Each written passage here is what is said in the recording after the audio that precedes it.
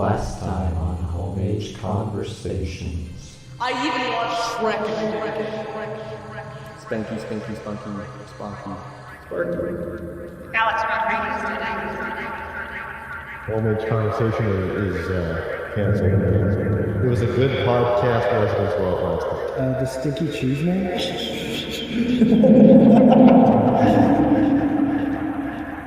Now part 2 of our Gingerbread Man extravaganza.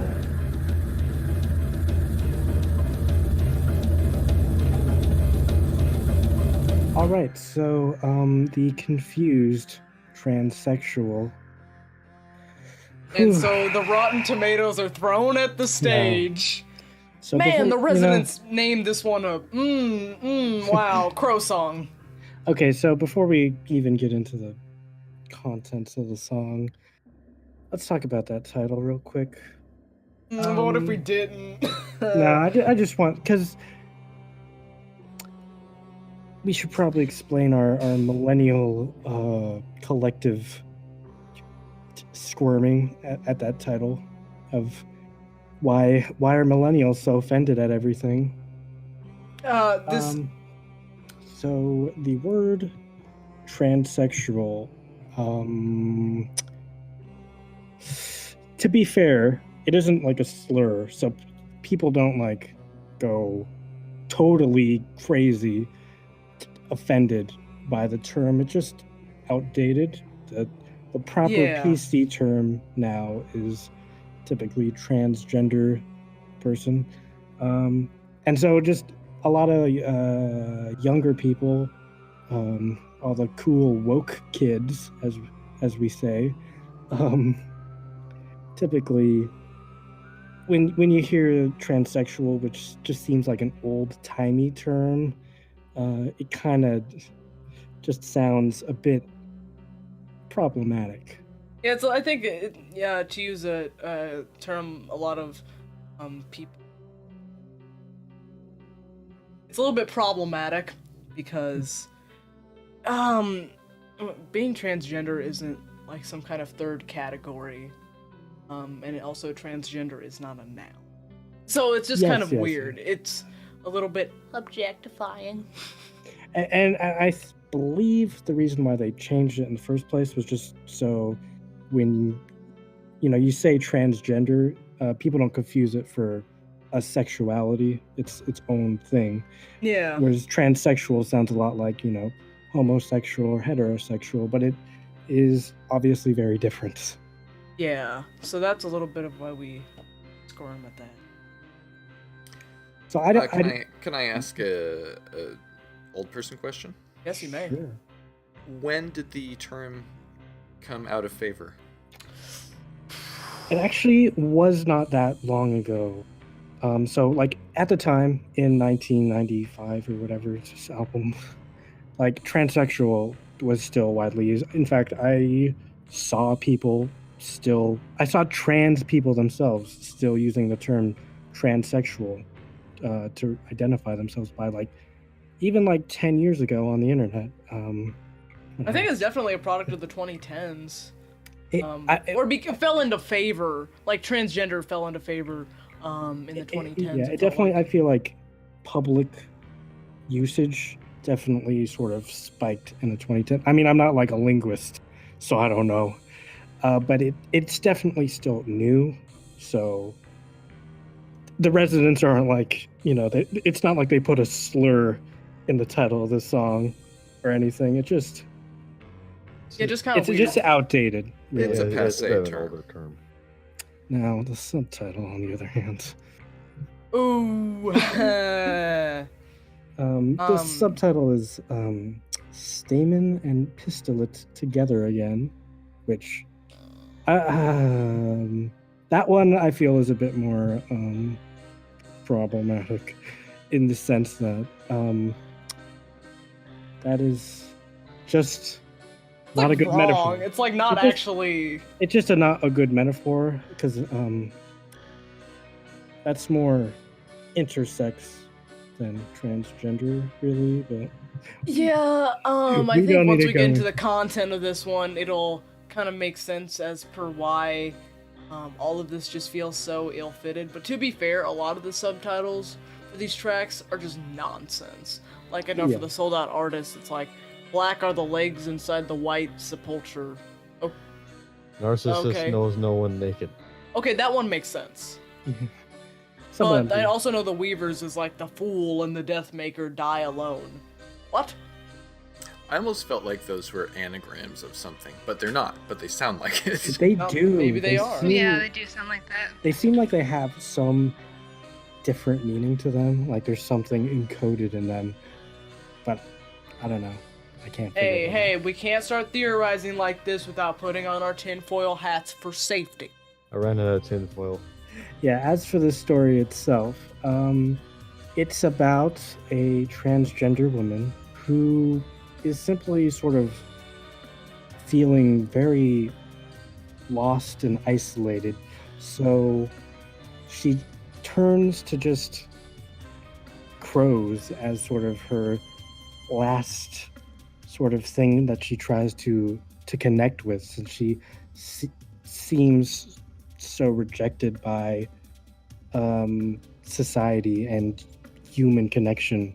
Yeah, it's kind of got like a Kate Chopin kind of vibe here, where sort of like women are used, like birds are used as a metaphor for women, because the way she like talks about the crows is in this curious kind of detached way, that I think it leads her to wonder if her sense of disconnection is just her, or if it's more universal, like if her level of not understanding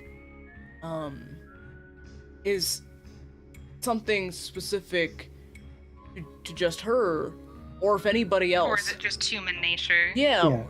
Is it like just the nature of beings that are alive? Now, I'm not familiar with Kate Chopin. Okay, so in The Awakening, it's just kind of what it reminded me of, but there's a lot of talk of basically the lead character becomes increasingly aware of the world around her, and birds are sort of used as like a metaphor for how Gotcha. like women are kept by husbands. Ah, gotcha. And like there's certain kinds of birds that are desirable, and then, you know, despite being so desirable, die early, and there's some birds that become, you know, that are never quite given a time to be cared for, be cared about. You know, they're just sort of irrelevant because they're not all sparkly and shiny anymore.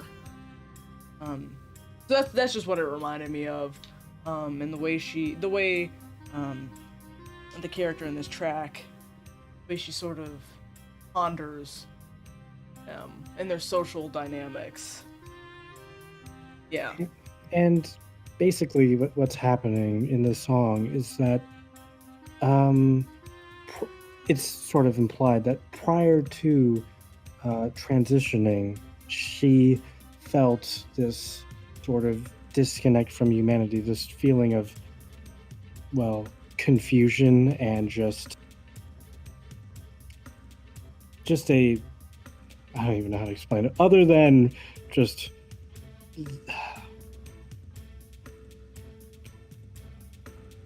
isolation from people, from having to live life as the wrong gender and such. And after transitioning, she still sort of feels that, even though she expected to have more meaning in her life, more connection after transitioning. And so at this point, she's pondering the crows, who may or may not be a metaphor. So I'm getting almost animal lover vibes then. Ooh. That is, I had not thought about that, but this is a very animal lover-y track when I think about it, because oh man, because the crows in this song, they're obviously a metaphor, but it's not very on your head. It isn't like, well, crows are very clever, and, you know, they're just sort of a weird metaphor, much like animal lover. Yeah, this sort of thing where animals are kind of elevated into the space of being human, through their behavior, things like that, and their internal thoughts. But I think I kind of get, or I'd like to think I have my own interpretation of what they're getting at with the crows here. Because in like the lyrics, in the talking portions of the song, pondering, how much of their lives are instinct and how much of them are choice. And I think she feels separate, not just from women, and she feels separated from everybody in everything because she's kind of outside of it. She can't find a way to incorporate herself into these social structures. She can't see her place in them, and so she just has just as much place around other people as she does around birds, which is to say none. So all she can really do is observe. But I don't think... I mean, a lot of these characters don't realize that there's a different way of going about their way of looking at the world, but I don't think the problem is necessarily, like, the choices she's made in transitioning. But more so, she would have been in this position regardless of whether or not she was cisgender, regardless of whether or not she had transitioned. She seems isolated and detached and questioning, what does it mean? Like, what does womanhood even entail? And I think it does have something to do with gender in that you transition or you come out, or regardless of whether it's gender or sexuality, you come out and you're open with this that you are. And to some extent you think now everything's going to be good all the time, but not only do you never stop coming out, but it's like you still kind of feel that loneliness because you are different than most people, and you're still kind of hyper aware of the perception of others. You know what I mean? Yeah, I think that goes for having to come out both with gender and sexuality. Exactly. Like, I am not, I wouldn't ever want to speak for any trans people, as I am not, but as a gay woman, I can say that I still feel as much as coming out has been nice and liberating and opened a lot of doors for me in my future, it still kind of has that sensation of isolation and loneliness because I am different from the rest of my family, for instance, and I never know how people are going to react. Like, I have my girlfriend as my lock screen, and I went to a family gathering, and I was like, should I change it? Like, I don't know how people are going, and everyone was fine with it, and everybody knows, but it's still this kind of apprehension about interacting with others that makes you feel more isolated and closed off. Yeah, that fear doesn't. Which is unfortunate. Yeah, fear doesn't go away. I know, being a gay fellow self, there's also this sense that no matter how well you blend in, and no matter how accepted you are, you'll never have that experience that the people around you have. You'll never be able to get it. Quote unquote. Yeah, and that every time you go out into the world and blend in, it's a farce. Mm-hmm. And it's some kind of lie that will eventually be revealed. And then it's the idea of at the same time where when you blend in, you feel like you're lying. It's like when you see someone who you're like, I know this person is like me. Alison Bechtel, I forget if she said it exactly in A Fun Home, but I know it's mentioned in the musical, where it's like being in a foreign country and seeing someone from home, like somebody from your home, your country, which I thought was very poignant, as she often is. And it's like, will they recognize me? So there's also, again, that feeling of loneliness within your own community, which for all of that, I'm still glad that I came out. I'm still glad that I'm being, just doing me, so to speak. But it sure didn't fix all of my problems as it might have seemed at first. Like, this great liberating act of coming out didn't solve all of the issues and loneliness and sadness that one feels from. But, you know what I mean? Like, I think, so what I'm saying is it comes from the gender identity in that it's like coming out and transitioning, or coming out and like being open with who you are, isn't going to solve all those issues as much as I feel like. It might help a lot, and it might lead to bigger and better things, and it'll definitely lead to better mental health in a lot of cases. Well, at least some people, it's not. You know what I mean. I'm not going to go into nuances, but yeah, on a I think Residence it's podcast, like that. why It's would we not ever go into nuances? That's ridiculous. But it's not so much that she's not, she's quote unquote confused about her actual identity, and that's why she's still upset. Yeah. It's that the journey isn't complete. A journey will never entirely be complete. Yeah, that is definitely sort of how I interpret the song. In the trans community, there is this thing that there's sort of a common response to transitioning, where when you start transitioning, everything's novel and new and scary. As you start doing more and more things to be your true self, but after a while, the novelty starts to wear off, and overall, people, they're happy, but that sense of novelty was such a constant part in the early parts of their transition that when it starts to wear off, they almost feel lost, because they're like, well, what's happening? I thought this thing was just gonna solve everything, but then they find themselves still who they are, and not basically. A lot of people go in expecting, like you said, that like coming out and everything will just solve everything, but then there's still problems ahead, and they still have to deal with a lot of issues. And also, a lot of people think that transitioning will change who they are personality-wise, when it doesn't. I mean, there are small changes here and there, but it's mostly just that people can be more their true selves, but it doesn't fix any issues that they already have in terms of who, like, their personality. Transitioning is more about like the physicalness and bringing yourself, your image, to be more in line with how you are. So it's like you always were. Exactly. So transitioning doesn't change your personality, because you always were that person. Like, you always were.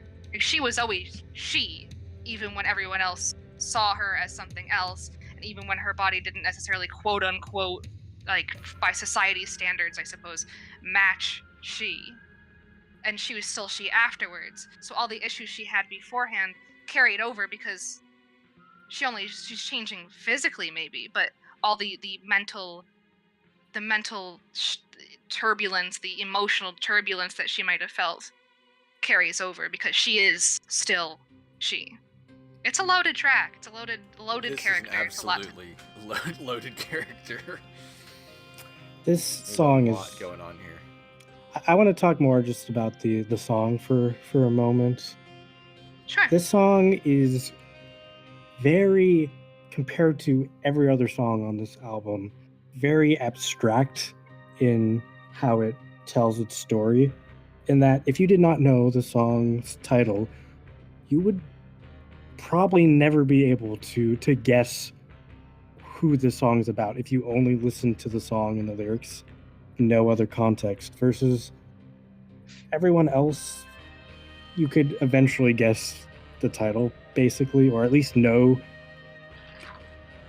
who is singing. But in this case, it's much more metaphorical and abstract in her inner monologue. Yeah.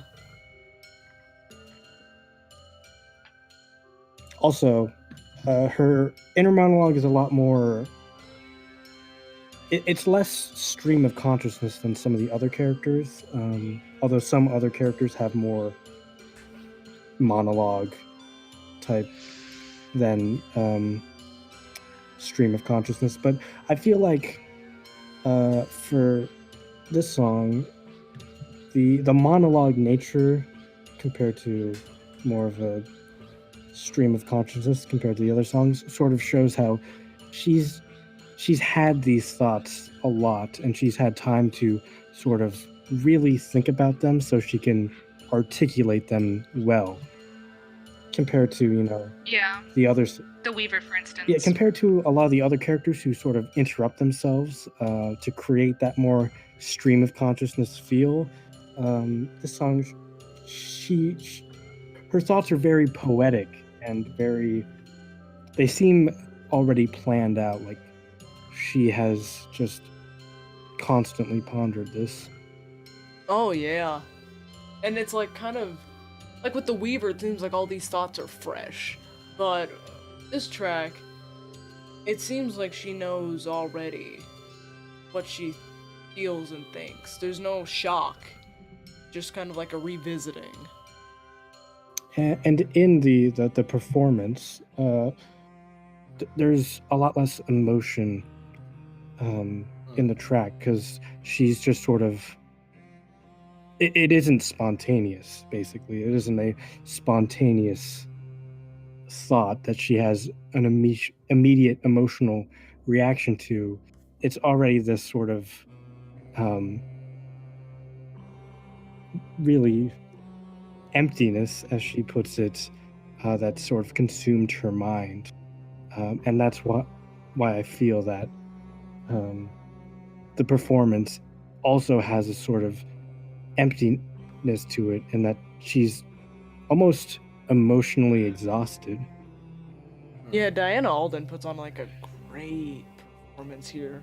I do want to bring up the fact that this song sounds a lot like The Cry of a Crow from Prelude to the Teds. And I have no proof, but I like to think that maybe this song sort of grew out of that seed, if you will. That's what I thought. Like, I thought they were connected, but to me they don't sound similar at all. No, but chronologically they would fall in. Yeah. And also I like to think that because they played this song during Wonder of Weird, when they also played 2 other songs from the Teds, that maybe that was their nod, but probably not. It's probably just because this song has sex in the title, and that's what they're going for Wonder of Weird, apparently. Yeah. But yeah. Just imagine this podcast reaches a resident and they're just like, oh crap, we did do that, huh? Oh, shucks. Oh, completely Oh, man. forgot about that. Oh, we kind of did do that. Neato. Cool.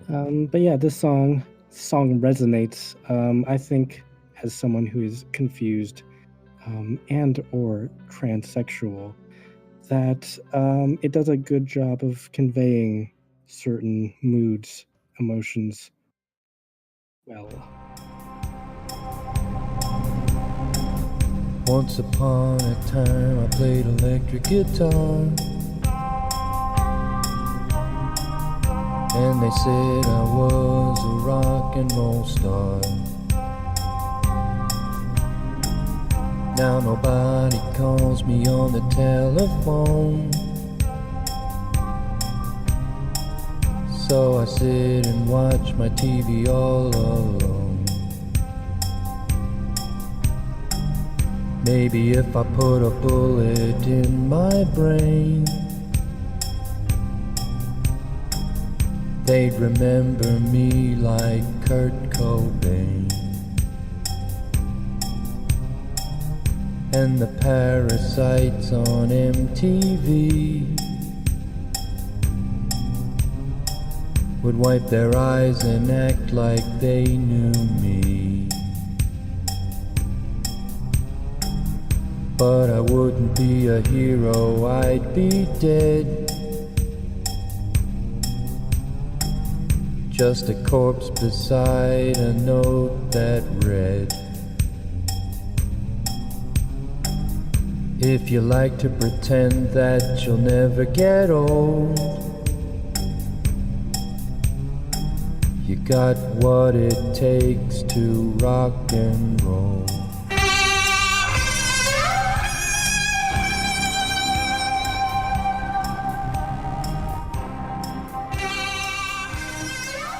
Now on to my personal favorite, which would be the Asian musician.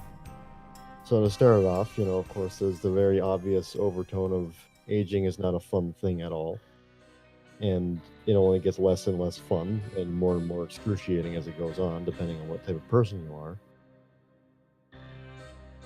And that's in the name, very vaguely. That's going to be the theme. And then the actual song, it's very brutally in your face. Yeah, I feel like there's a very conventional way looking at this track. I feel like it's almost a companion to the Sold Out Artist. With the Sold Out Artist being, with the Sold Out Artist. I often get them confused. Like when I think of, mix them up. Yeah, I mean the Sold Out Artist is the residents commentating, it seems, as artists, while the aging musician is them commentating as musicians. So, I have so much to say about this track, but I don't want to jump ahead because I'm sure you do as well. The first thing I want to say, and hopefully it's not something you were going to mention, is even the introductory music of right after Ginger's theme, the kind of, almost X-Files-esque whistle sounding that does it has this sense of time is marching on, time is moving on, like here we go again. And be it the fact that it's towards the end of the album where you're almost feeling, the listener's almost getting exhausted hearing all these people, yet you just have this, here we go again everybody, get ready, we're gonna have another story to tell you. It's way more upbeat too. As well as the idea of time is marching on for this music, it just keeps going. It just keeps going. The idea of the Gingerbread album keeps going, and life just keeps going. And then it seems to go by faster than you would expect it to, because it suddenly speeds up from this upbeat tune to something sort of grim and heavy. It's intense, but it's musically heavy. Yeah. And then of course there's the automatic mental denial. It's like thinking, no, I'm going to stay, say, young or middle-aged or whatever. I'm going to stay that way forever. Then as time goes on, you start to realize maybe it's not going to be forever. Well, of course. Since I first heard this album, first heard The Aging Musician, it's a much more pop-sounding song than any of the other ones, even though there is a formula to them. It definitely sounds much more pop music. Well, yeah, I suppose it could expand on it because it's an aging musician, so of course it's going to be a lot more musical. It's not going to have as much focus on the afterthought. It's going to have more on the singing. And the whole singing thing, it shows that he's still, in his own little musical world, I guess, and that's him looking back on the old times when he was successful and huge, and in his stories has sang and played for millions. And it's kind of highlights, it's an aftermath of the moment of fame. It's not really the fame itself. He's old, he's not really playing for anybody, he's not singing for anybody but himself, and well, his only companions are his dogs and his ever-growing collection of firearms. Does that sound like anyone we know? You mean like a washed-up, has-been rock star? Oh, it was, Robert Smith of The Cure. That's who it is. With the guns, I feel like there's just somebody, I don't know, maybe somebody that... Ned Tugent? Well, somebody that... I think it was somebody who may have, just openly spoken ill of those children who survived the Parkland shooting. I feel like he would be some guy named Ned Tugent. I think it's Ned. Clearly Ned Tugent. But not to Ned. be confused with Ned Hurley. No, Yeah, not who, Ned of CD-ROM. Not blog Ned, who found us all this cool stuff. No, Yeah. Ned Tugent. Gunman. Ned Tugent, Oh, wait, famous. no, Gunman's better. Yeah. I recently just found out about Ted Nugent that he is a leading member of the straight edge movement of rock and roll, in which no drinking, no drugs, anything like that, which, is commendable to him. But he also says, he admonishes drugs and alcohol, and no one should do that, but he does enjoy wine every now and then. It's like, so wait a minute, kind of sound like a hypocrite. What? The live Continue. version of The Aging Musician, that guitar. That Even the- guitar. Even the guitar in the studio version, just when I heard that part, that was the moment the album sort of Clicks. Yeah, it was just like, oh my god, this is a good album. Like the Gingerbread Man walked into my house and broke down my door. That was it just really... Slap the has crap that, out of me. It has that haunting wail. Just Yeah. I just have to thank the universe that Kurt Cobain rhymes with brain. God. we Stop. we could not I mean, have this yeah. song without Cobain and brain rhyming. Going back to the whole aftermath of Moment and of fame and stuff. It's more of the first person at that point where it's like, now it's the stereotype of old and depressed when you're looking back at the memories of the old times, which is not too uncommon. A lot of people really get depressed when they look back on really old times, even when they're young. But like when they look back when they're younger and they did a lot more than they're doing now, and they just think, I kind of miss those times. People who think high school is the best time of anybody's life. Those kinds of people. I'm just gonna come out and say it. If high school was genuinely the best days of my life, if that was genuinely the prophecy that the rest of my life had to live up to, I would have. Do you know who says high school is the best time of your life? Who? People who peak in high school. Man, the irony in this track on so many levels. If I may have a moment to talk about Todd Rundgren and why it is so funny that he's doing this track. Todd Rundgren had and still kind of has quite a bit of commercial success.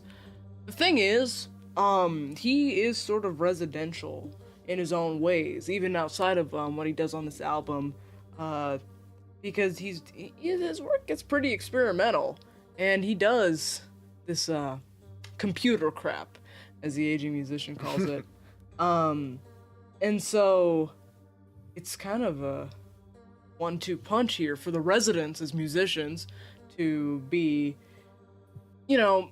having a track here that criticizes MTV, which the residents have been on, and music, like digital music, which this album is, electronic music, and then to also have Todd Rundgren, who is a musician who, like the residents, refuses to let the passage of time impede his creativity and his adaptation to the world. And I think that twofold irony is just delicious. You mentioned that age thing too. The little dialogue that the Aging Musician, starts going off about. Aside from, the iconic "goddamn MTV," he does mention he's going to start another band, or try to at least. Yeah. So he's thinking, I can still do it, but I'm just 60. He wants to relive his glory days. Yeah, and most of the time, the result is when you try to relive something like that, it doesn't exactly relive it as well as you hoped it would. I think when he's talking about I could have a band again, I think part of that is sort of this cognitive dissonance. At this point in his aging career, he's just not really relevant anymore. So it's questionable whether he really could get a couple of really good players and have a band again and go on the road. And he might just be using that as an excuse, like, well, I just haven't found any good players yet. But really, he can't do that because he's been tossed aside by the music industry at this point. Yeah, and I've increasingly I'm noticing this is something that shows up in all of the stories where these characters don't realize that it doesn't have to be this way. In the Aging Musician story, it says, like, and if he could even still evoke a false belief in those songs, maybe he could still make it on the nostalgia circuit, but it's so much easier to be bitter. Yeah. Yeah. Yeah, it's like, instead of, taking a more route where you could be happier, it's just sit there and mope. Yeah, instead of trying to find anybody else in the world who also doesn't want to move forward and think about how everything has changed and how nothing can be the same. And someone who doesn't want to be part of that computer crap music. Yeah, and to me as he well, doesn't want to adapt. There's no saying that he was ever even a competent and capable artist, just because he was able to sell records 20, 30, 40 years ago doesn't mean that he has any actual talent, to the point that even if he got some good musicians together, that he would be able to create anything that people would enjoy. Yeah, because when the whole entire industry itself kind of went from, like, hey, we can make music, to we can have skill to make music. I mean, to an extent. I would actually argue the opposite. I feel like music is a lot more watered down and crappy now due to the proliferation of technology. Now that anyone can make and release music. Well, what I mean is, like, the advancement. It's like thinking, back then, playing those instruments and stuff, that was a magical thing. Yeah. But then this time, it was a magical thing if you knew how to work with the technology for it. With the computer, exactly. Yeah. I get But you. I'm picking up what you're putting down. There you go. Well, earlier we were talking about how this song is very similar to the Sold Out Artist. And when we were talking about the Sold Out Artist, I said it was one of the more lighthearted, humorous songs in this album compared to everything else. And I also think basically the other song that's pretty funny, besides goddamn MTV. Yeah, just his bitterness. There's a humor to it because I feel like it's very relatable. You can picture this this old guy watching Fox News. He watches, like, old, like, cartoons and stuff. That's true. Yeah. I imagine he's watching more like Three Stooges and Woody Woodpecker and. Yeah, in the game, there's Oh my god, I think the Aging Musician is my father. Watching John Wayne films. Yeah, in the one of the pictures for the game, there's all these, like, guns layered and stuff and bullets, but then underneath that, there's a bunch of little screen caps from old cartoons. And they're really contrasting colors because the guns and bullets and stuff are like this, like, really bright kind of gold glowy color, while the cartoons in the background are like a Yeah, I know one of them has this character running from death, essentially. In this idea of, like, the hero's triumph. And these really, like, traditional ideas of success. And, like, because it said that those are what formed the majority of his beliefs, and those beliefs formed his songs. And so in this sense, it's like he's hoping and believing, or used to believe, that he could escape death, and escape all this horror of the world, and come out on top and come out okay every time. But he can't. I like to think also that the cartoons sort of represent the progression of media, and how he's looking back on the old rock and roll days, and how he really can't make it anymore. In the same way, like cartoons and TV shows like Davy Crockett, they've also evolved. Those old cartoons, they are classic, but compared to cartoons of today, they don't really fit in. They're a lot simpler. Back when animation was novel, and before they had technology to make really advanced cartoons, but even just media in general has got so much more complex since the quote good old days, that those shows can't really even survive anymore. They're not relevant. Even, I mean, this is a modern day example. Like even like people say that like Seinfeld from the 90s isn't even. It's so basic today because a lot of modern sitcoms built off of that show, and I feel like that's sort of what the cartoons are there for. In the game is to sort of ground that looking back on the good old days, and I'm not being able to stay relevant. Yeah, and like a lack of control, too. Like with the guns, that kind of gives him a sense of control over everything. You know, he says the Colt Trooper Mark III could stop about anything. And it's because he needs some sense that, like, he can have control. Because he can't control the passage of time, and he can't control the fact that, you know, the culture doesn't need him anymore. So he wants to believe that if it would come down to it, he could control something. Well, I think the one thing he can control is, or the main thing he can control is killing himself and being remembered. And if he kills himself right now, he knows he'll always have people will think positively of him. Yeah, but he also recognizes that they would think positively of him in a shallow way. I think this guy's so far beyond. He wants some sort of positive memories and thoughts of him before he's literally just a completely forgotten person. Yeah, and he's like thinking like, you know, like most of the people that look back on, they're gonna be parasites anyway. That just kind of act, you know, like they're his dear friends, but really he didn't know them at all. It's almost reminiscent of Catcher in the Rye when Holden's like thinking about killing himself. He's like, it's a very fleeting moment in the book, but Holden mentions how he's like, I could just throw myself off this building, and he's like, yeah, but then people would just like stare and be all like, you know, he says it all so many times in the book, he'll be phony, so I might as well not, because everyone's just gonna be phony about it, so what's the point? If that makes sense. Yeah. It's very much like the care only comes when you're dead type. I think all these characters have something that they need to cling to, even if it's like a potential.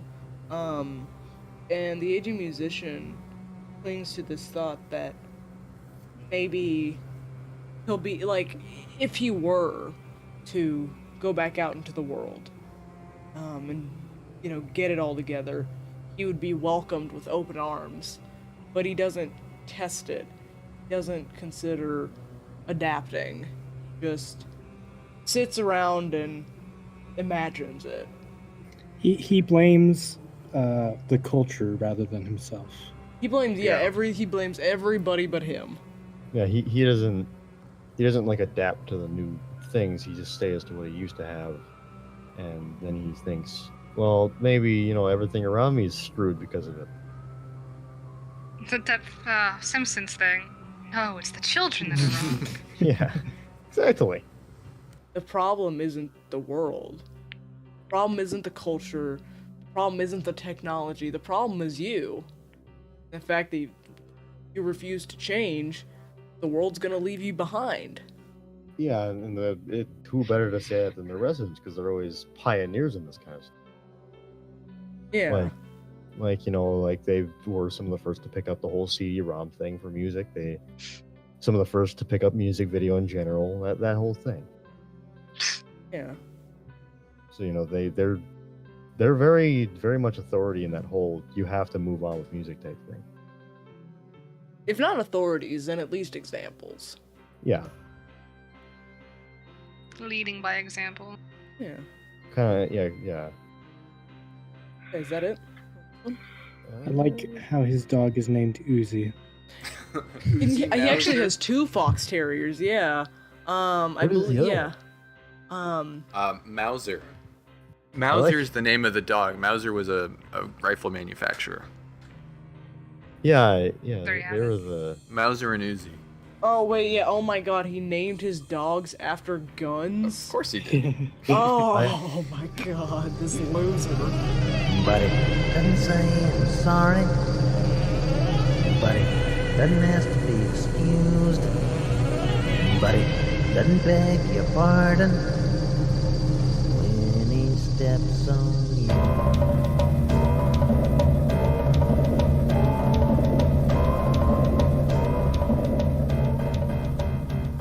I've chosen to tackle one of the strangest tracks on this album, in my opinion, which is The Butcher. And The Butcher is... What I find the most strange about it is every single character that we've heard of from so far, as we mentioned, kind of sings their outward thought and talks their inner monologue and what's going on in their head. And we have no reason to ever believe that anyone is ever telling anything but the truth. No one would lie in their inner monologue, in theory. And The Butchers talks about coming back from the dead. And I'm choosing to take it as truth.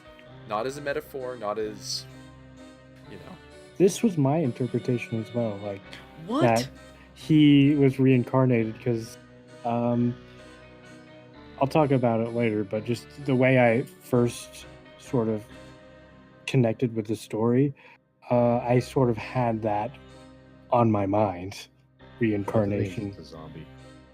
Yeah, no, I'm not saying he's a zombie. I'm saying that he's lived a previous life, has memories of his previous life, and Yeah. is on his second, at least his second go through. Now this could just as easily be a crazy person, but the Residents write enough about crazy people. I don't feel like they need one more crazy person. But as well, it also makes it the only supernatural track on the album. I mean, to be fair, it's just the Butcher speaking, and everyone is crazy in a one-man show. Yes, that's true. That is very true. But I've found that the track is also chock full of some kind of religious imagery and symbolism.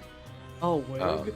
One of the big things with The Butcher is his opening is about how somebody, Buddy, is disrespecting him. Buddy didn't say he was sorry. Buddy didn't ask to be excused. Clearly, whoever this other person is that he's interacting with has slighted him in the most menial of ways, and he's taking it and turning it into a huge, attack on his character. So we know this guy is just chock full of kind of resentment and anger and feels like life is already unfair to him, which kind of goes with the idea that, well, he's already lived a life and he's been given another chance. And we know that when he died, he didn't see a beautiful blue light like you're supposed to see. What he saw was eels. And eels shows an image that is, sorry to all the eelologists out there, but it's gross. They're slimy, they're squirmy, they're...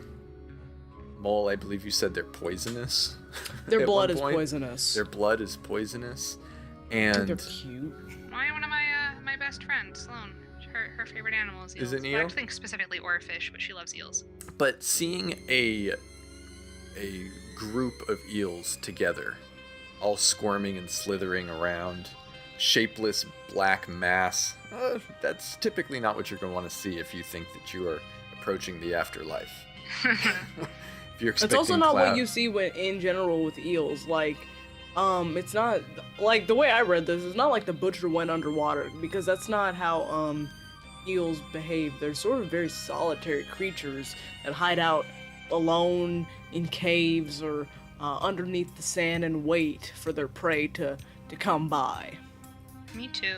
Oh, I don't believe the Butcher went underwater. I feel that, as he was, in the afterlife, approaching or where most people would be going towards the bright light, what he was faced with was eels. That was his that was the universe telling him, you've been a bad person. But for some reason or another, he's given a second chance. I do like to think like everyone else, they like, hey, we're getting to go to like this really nice place. It's all beautiful. And he's like got this like little smile on his face. He's like, yes, I'm gonna see this too. And he's hit right in the face by a bunch of eels. Exactly. And how much of a shock would that be? That'd be real shock. To be your life.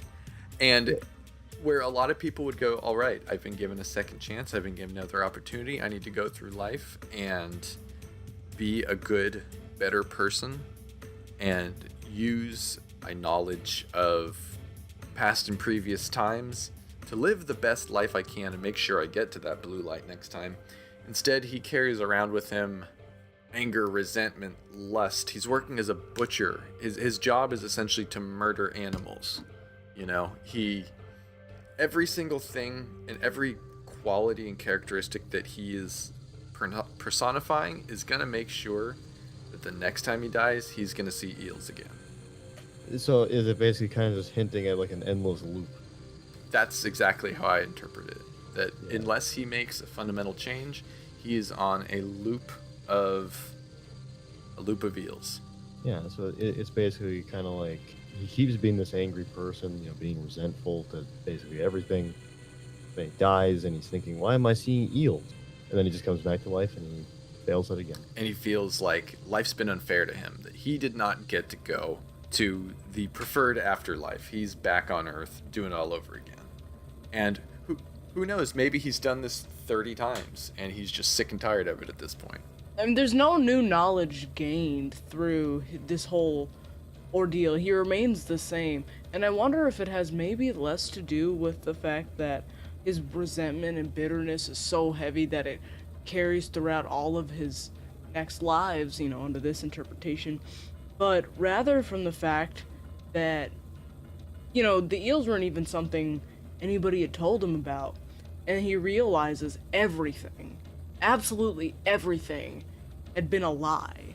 And that not even the world that had betrayed him. Like, if that wasn't enough, even his own resentment ends up betraying him, because, like in the story, this coworker of his named Buddy seems to be inescapable. And Buddy's like just like the regular old annoying coworker I think everybody has had or will have at some point in their life.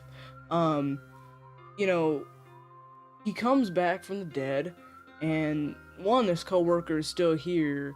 Two, he's more annoying than ever. And three, Butcher feels this inexplicable, like, attraction to his hands.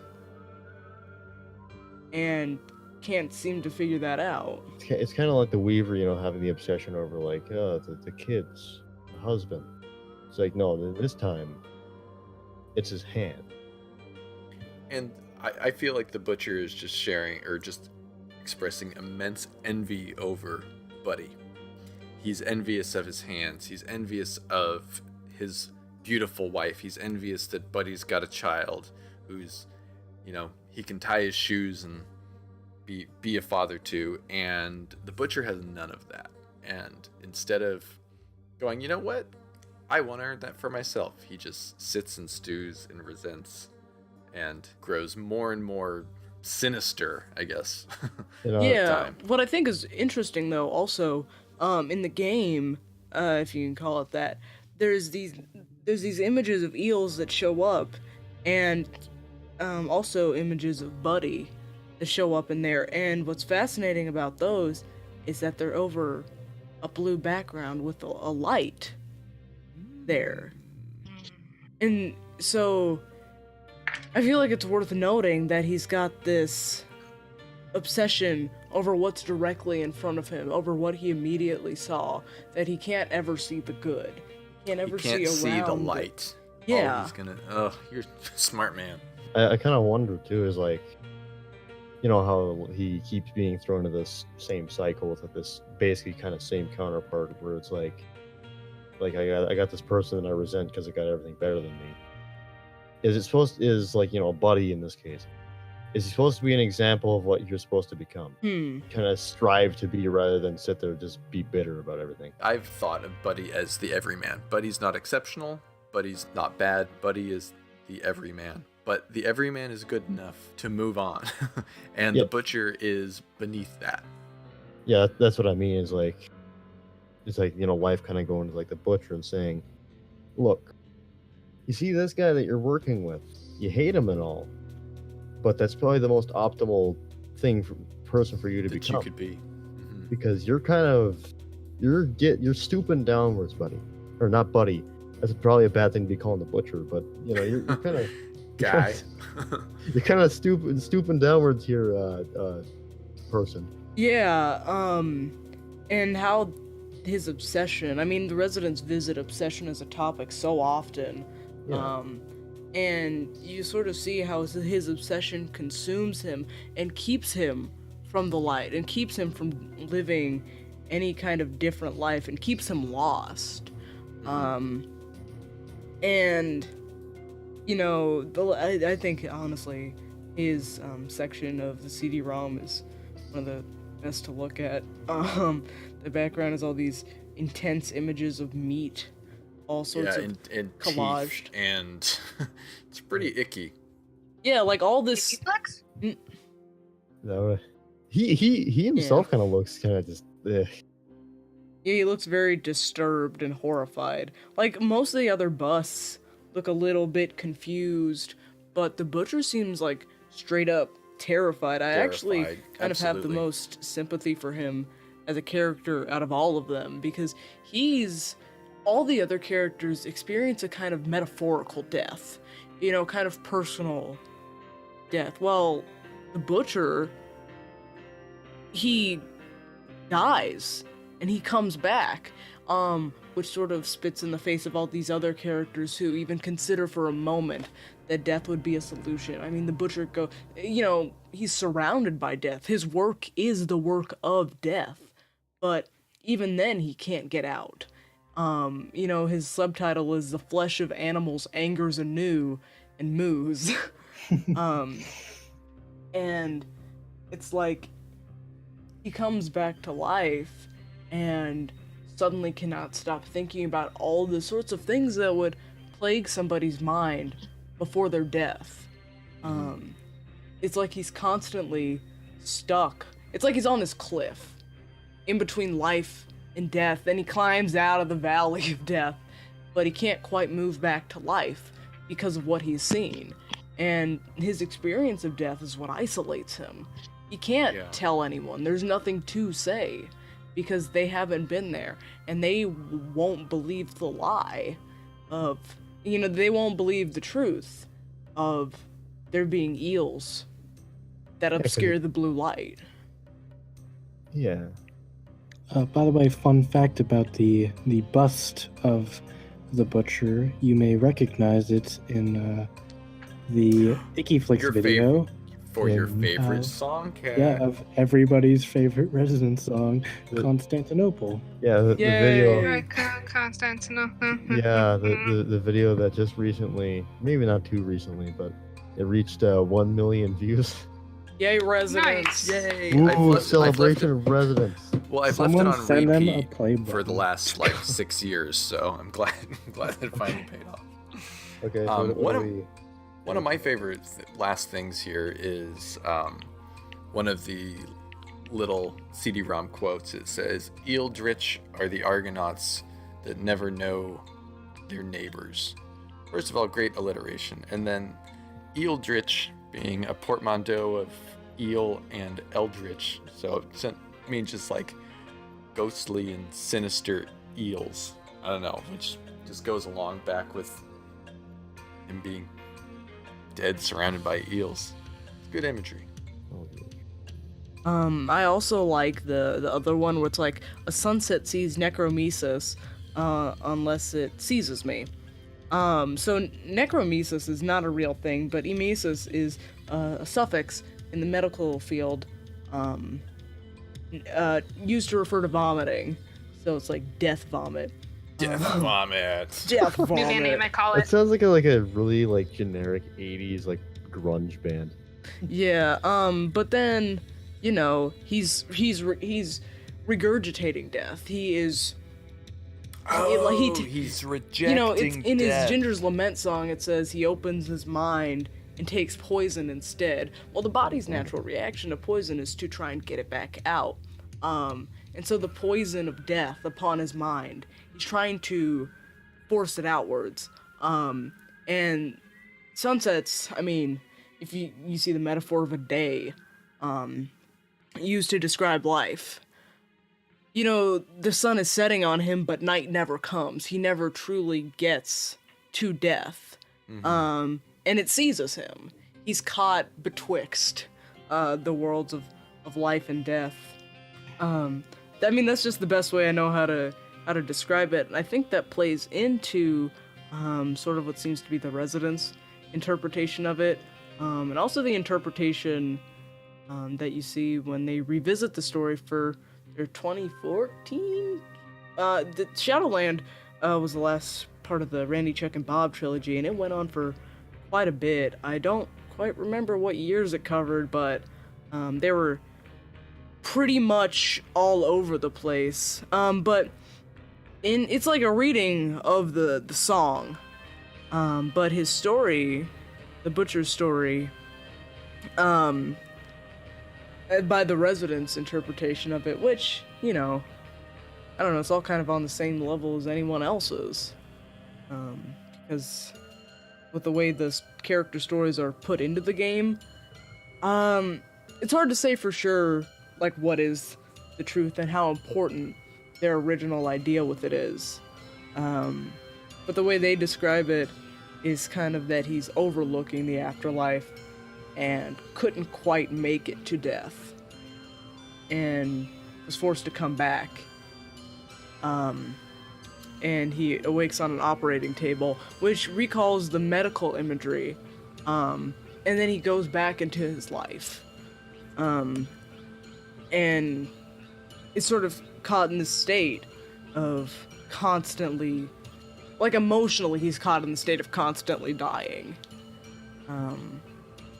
And I like the quote at the end where Butcher says, "How can I love the hands of the man I hate?" I just think that's poignant. But most importantly, he ends it with, "I can't stop. Can't Oh, stop. yeah. Can't stop. Can't stop." And he's in this loop, and he's gonna keep going, and he's not stopping.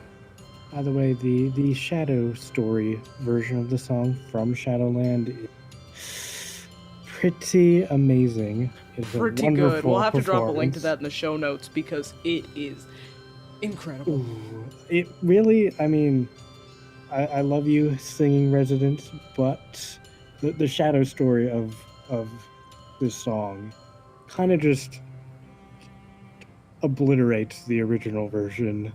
It really highlights like it the is- lyrical, like the storytelling ability of the Residents with this track a whole lot better. Yeah, It is- congeals the mess of I have it. to say, I was really nervous he was gonna cut himself that whole time. It's like, you gotta look where you're cutting, man. Kitchen rule number 1. I think I guess the reason the Shadow Story version is a lot more objectively better, or not objectively, but massively subjectively better, is because it's a lot more like personal. Like it's not like in the context of music. It's more look at the character on the screen. He's actually doing like an acting thing rather than giving some random monologue. So so naturally it's gonna have a lot more of like a powerful essence to it because you have all the atmosphere to it of the character being there rather than just listening to it. Yeah, which is I just love how the Residents are willing to reinterpret their own work and look back at their discography to see where that hidden meaning can kind of be found within. I think that's very important for them to do, and then what differentiates them so much.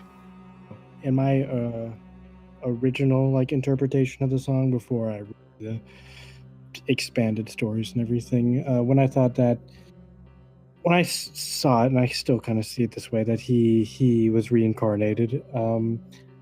I sort of saw it as he was reincarnated as this butcher, and he got thrown into this just dirty, messy life. Like being a butcher is a very messy, kind of gross profession, and he's just sort of stuck in this worse life than what his previous life was. And you want to sort of stop thinking miserable. about death? How about you just go right into a profession that is death? And then you die, you come right back for it all again. He was expecting Constantinople, but he got Istanbul.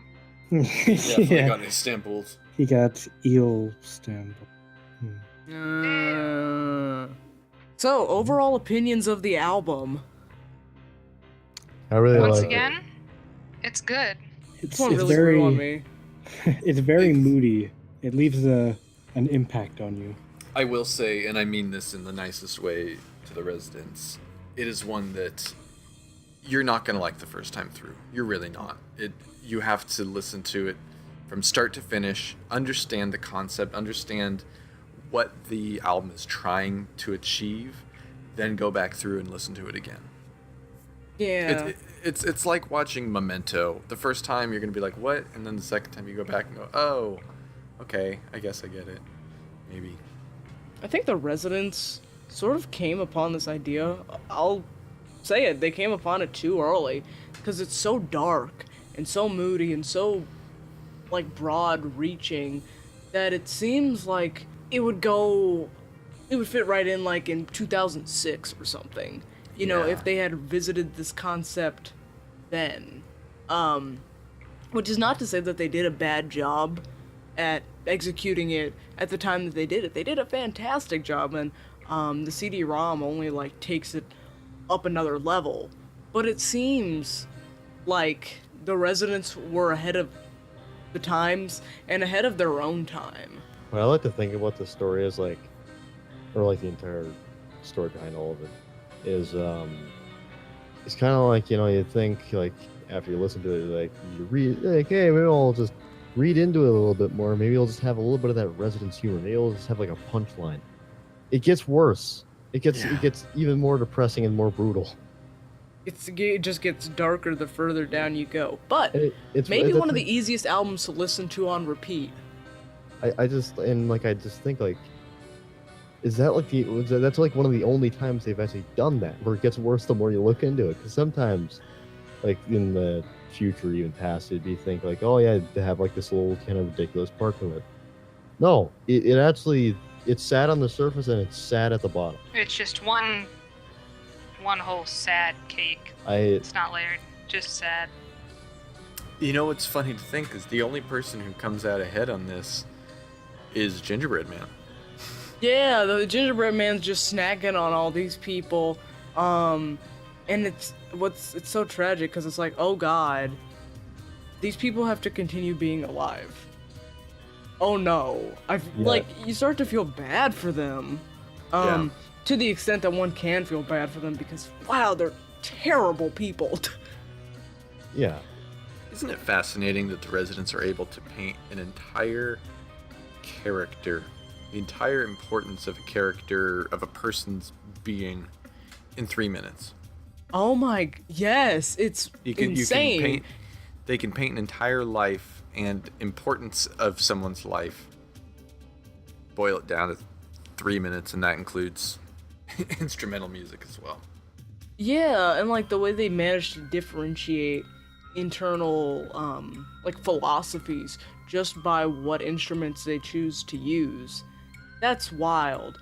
And like for example, like the Weaver, they display these characters and their problems with such nuance that it would lead you to believe that there's like personal experience, but I mean, logistically speaking, that'd be pretty difficult to after a certain point. But they have such a deep understanding. It's of people. Yeah. And of the way people work or don't work. It's insane. It's like, please list your sources. Yeah. Sources, I'm just good, baby. Yeah, going back to the whole like capturing the whole thing in It is known. in such a little time, and to add on to that, they managed to actually capture 10 of them within something Right. that was at the 37 time. minutes. At the time, that was actually like half of an average album length. Yeah. They could have gone all out and just like made them all like 10 minutes long, but no, they kept it simple.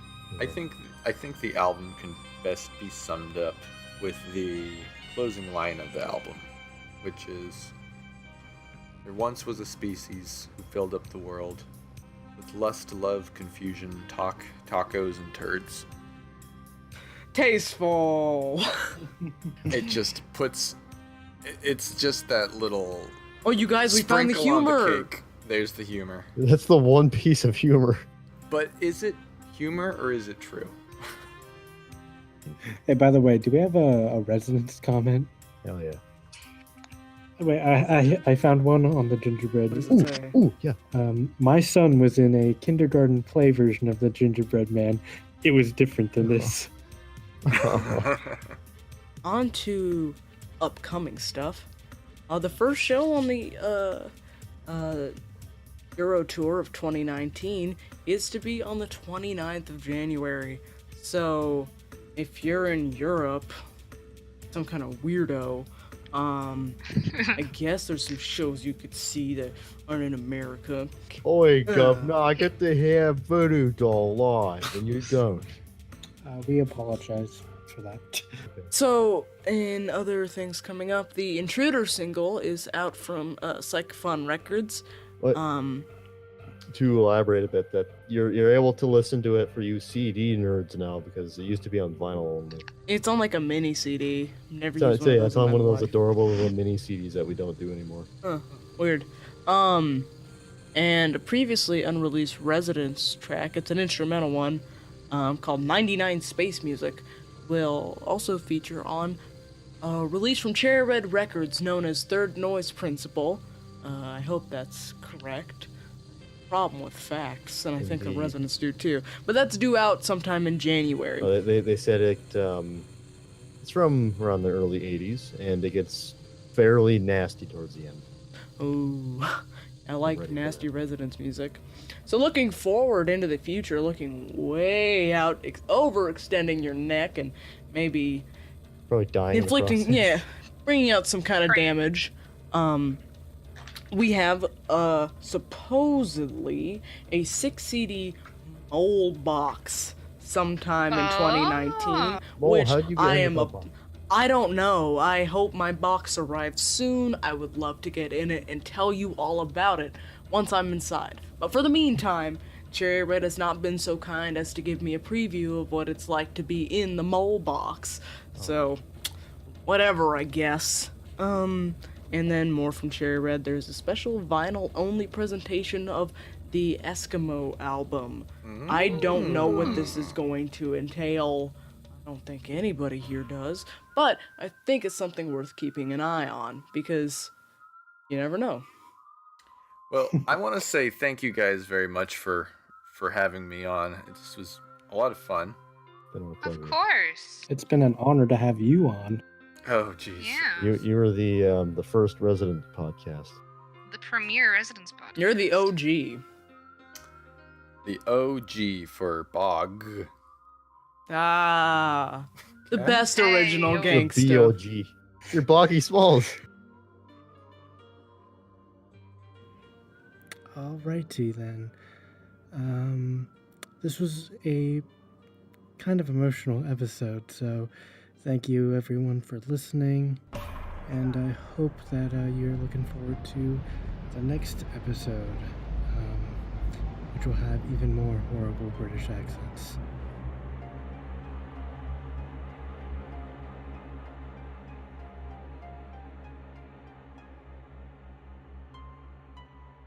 Bye, goodbye.